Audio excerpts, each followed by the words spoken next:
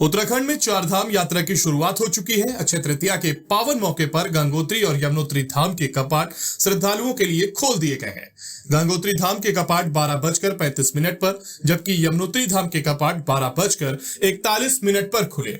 कपाट खुलने के साथ ही मां गंगा की भोग मूर्ति और छड़ी गंगोत्री धाम में विराजमान हो गई है।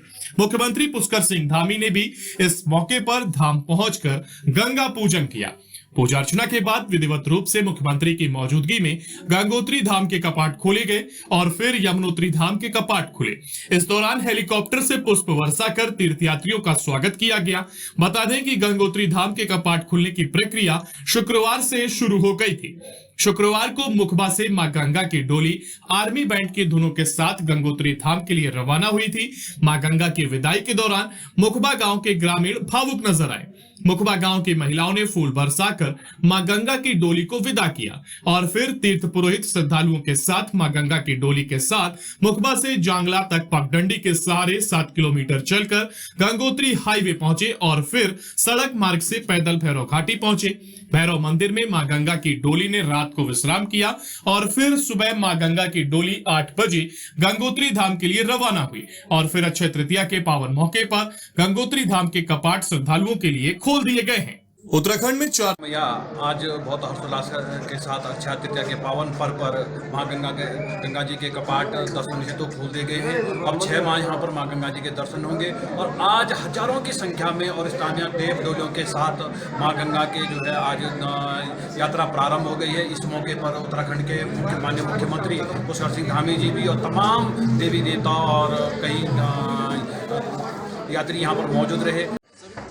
देखिए, सबसे पहले मैं प्रदेश, देश और जनपद वासियों को गंगा कपाट खुलने के उद्घाटन पर 12:45 के लगभग, जो हर समय रहता है कि अक्षय तीज के दिन मां गंगा के कपाट खुलते हैं। आज मां गंगा की डोली, कल मां गंगा की डोली मुखबा से चली। रात को हमने भैरव घाटी में विश्राम किया। सुबह वहां से चलकर, पैदल चलकर अभी गंगा की डोली हमारी देवी देखने तक पहुंच गई है। सैकड़ों श्रद्धालु डोली के साथ पैदल चल रहे हैं। तमाम देवी देवता पैदल चल रहे हैं। बहुत अच्छा रमणीक दृश्य है। चारों तरफ बर्फ से ढकी हुई पहाड़ियाँ। और जो आज इस कपाट उद्घाटन में पिछले वर्ष भी और इस वर्ष भी, चाहे हमारा यमुनोत्री का कपाट हो, पहले माननीय मुख्यमंत्री यमुनोत्री जाएंगे, उसके बाद जो है गंगोत्री में आ रहे हैं, तो जो व्यवस्थाएं हमारे धामों की है उसको सुदृढ़ कर दिया गया है। उत्तराखंड की चारधाम यात्रा का इंतजार अब खत्म हो चुका है। अक्षय तृतीया की पावन बेला से चारधाम यात्रा की शुरुआत हो चुकी है और अगले 5 दिन में तीर्थयात्री यमुनोत्री और गंगोत्री के साथ साथ बद्रीनाथ और केदारनाथ धाम के दर्शन कर सकेंगे। बता दें कि गंगोत्री धाम के कपाट खुलने के मौके पर गंगोत्री मंदिर को 11 कुंटल गेंदे के फूलों से सजाया गया। गंगोत्री और यमुनोत्री धाम के कपाट खुलने के बाद अब 25 अप्रैल को बद्रीनाथ और 27 अप्रैल को केदारनाथ धाम के कपाट खोले जाएंगे। चारधाम यात्रा के लिए उत्तराखंड पहुंचने वाले श्रद्धालुओं के लिए सरकार की ओर से बेहतर इंतजाम किए गए हैं। चारधाम यात्रा मार्गों पर मौजूद अस्पतालों में डॉक्टर, स्टाफ, ऑक्सीजन सिलेंडर और दवाओं की व्यवस्था की गई है। साथ ही रास्तों पर स्वास्थ्य एटीएम भी लगाए गए हैं ताकि तीर्थयात्रियों को स्वास्थ्य सेवाओं को लेकर किसी तरह की परेशानी ना हो। सरकार ने चारधाम यात्रा के लिए एसओपी भी जारी कर दी है, जिसमें यात्रियों को यह सुझाव दिया गया है कि वे यात्रा के दौरान अपने शरीर को पहाड़ के मौसम के अनुकूल बना ले और अगर उन्हें यात्रा में परेशानी होती है तो कुछ वक्त आराम करने के बाद ही यात्रा करें। बता दें कि उत्तराखंड सरकार ने चारधाम यात्रा के दौरान दर्शनार्थियों की संख्या को प्रत्येक धाम में रोजाना के हिसाब से सीमित करने के फैसले को भी वापस ले लिया है।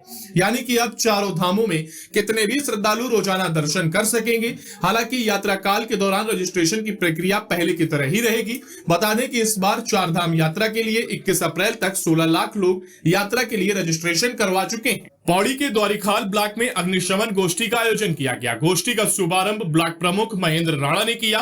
बता दें कि ये आयोजन कुकरेती भ्रांत मंडल समिति और कोटद्वार के अग्निशमन अधिकारी के साथ मिलकर कनिष्क हॉस्पिटल की ओर से किया गया था। इस दौरान आग से बचाव को लेकर जानकारी दी गई, साथ ही आग पर काबू पाने को लेकर सुझाव भी दिए गए।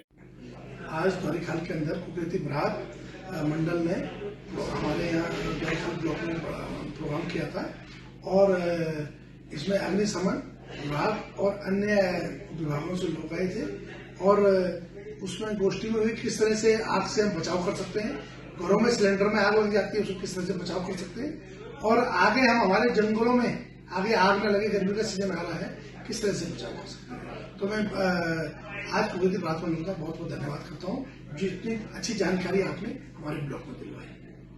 पौड़ी के पेयजल निगम में नए सुपरिटेंडेंट और चीफ इंजीनियर ने पदभार संभाल लिया है। दोनों ने ही अपनी प्राथमिकता जल जीवन मिशन के लक्ष्य को जल्द पूरा करने की बताई है।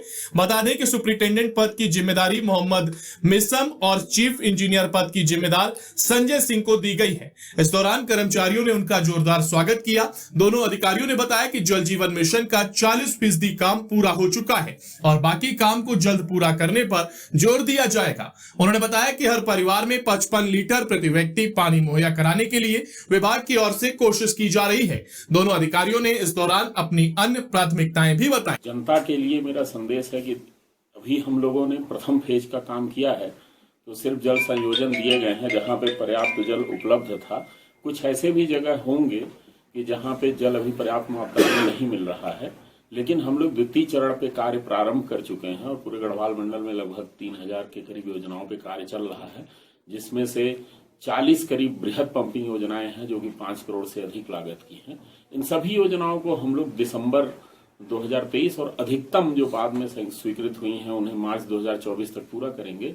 और जब ये सभी योजनाएं पूरा होंगी तो सभी को प्रत्येक परिवार को 55 लीटर प्रति व्यक्ति जल उपलब्ध होगा। उद्देश्य ये रहेगा जो हमारे जल जीवन मिशन के काम चल रहे हैं, रनिंग में है सेकंड फेज के, वो तेज़ी से कंप्लीट हो, गुणवत्तापूर्वक कंप्लीट हो, और इसी को हम लोग लेकर के मोटो लेकर के आगे बढ़ेंगे। और कोशिश ये है कि हम लोग दिसंबर, और जो बड़ी स्कीम है वो मार्च 24 तक, अदरवाइज दिसंबर 2023 तक हम पूरी करने की कोशिश करेंगे। और लग करके हमारी टीम भी बहुत अच्छी है यहाँ पर। अभी मैंने लोगों से बात भी की, एक्सेल साहिबान से, तो बहुत अच्छा काम करेंगे हम लोग मेहनत से, लेवल से। जनता